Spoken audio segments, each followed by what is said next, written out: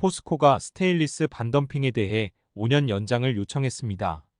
포스코가 중국과 인도네시아 그리고 대만산 스테인리스, 아변 제품에 대한 반덤핑 및 가격 약속 종료 재심사에 대해 5년 연장을 요청했습니다. 이들 상계 국산 스테인리스 제품에 대해 덤핑 및 산업 피해, 재발 가능성 등이 명확하다는 판단에서 기존 3년보다 늘어난 기간에 대해 연장을 요청한 것입니다. 중국과 인도네시아 증설 투자가 이어지고 있어 2029년 이후에도 공급 과잉이 지속될 것으로 예상된다고 주장했습니다.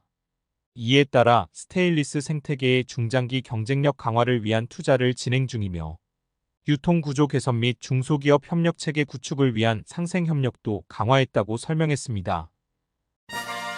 포스코 스테인리스 협력 가공센터에 동일과 성호철강 2개 업체가 최종 선정됐습니다. 포스코는 지난 4월 자사와의 안정적인 스테인리스 제품 거래를 희망하는 유통업체를 대상으로 협력 가공센터를 모집한 바 있습니다. 협력 가공센터에 2개 업체가 추가됨에 따라 포스코 스테인리스 사업부문은 지정 가공센터 4곳과 협력 가공센터 4곳 등 총 8개 가공센터 체제를 구축하게 됐습니다. 이를 바탕으로 포스코는 가공센터들과 스테인리스 유통사업 연착륙 지원과 유통시장 안정화를 위해 적극 협력해 나간다는 계획입니다. 현대제철이 저가 H형광 수입제로 인한 내수시장 혼란을 사전 차단한다는 계획입니다. 회사 측은 저가 수입 제품에 대응할 수 있는 품질과 가격대의 제품을 즉시 공급함으로써 내수시장 혼란에 대응해 나가겠다는 계획을 세운 것으로 전해졌습니다. 회사 측은 중국산 H형광에 대한 무역 규제 외에도 일본산 중소형 제품에 대한 모니터링도 강화하고 있다며 저가로 수입되는 시장 교란 제품에 대한 대응에 적극 나설 뜻임을 분명히 했습니다. 세아베스틸이 신임 대표이사로 서한석 생산기획실장을 신규 선임했습니다. 회사 측은 지난 7월 8일부로 서한석 대표이사 전무를 신임 대표이사로 선임하고 경영총괄에 홍상범 경영기획부분장을 선임했습니다. 군산공장장에는 홍성원 기술연구소장을 신규 선임하는 등 세아베스틸은 안전한 근무 환경 및 조직 문화 개선과 완벽한 무재해 일터로 거듭나기 위해 노력하겠다고 강조했습니다. 한편 서한석 신임 대표이사는 지난 1990년 세아베스틸에 입사해 제강 담당 임원과 생산본부장 및 생산기획실장 등을 역임한 바 있습니다.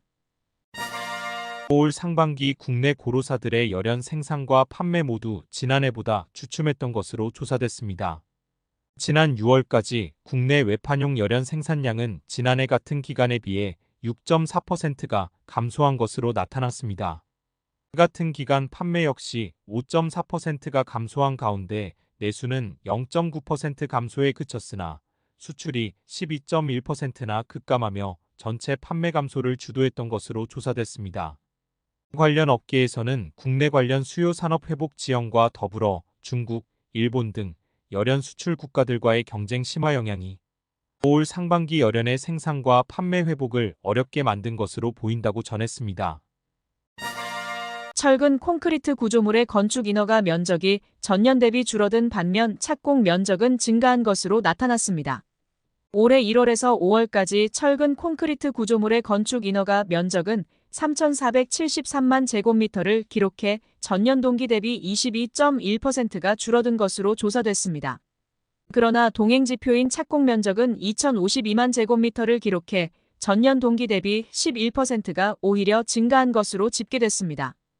인허가 면적 감소의 경우 공사비 상승과 대출 규제 장기화에 따른 고금리 기조 영향으로 건설업체 수익성이 낮아졌기 때문인 것으로 분석되고 있습니다.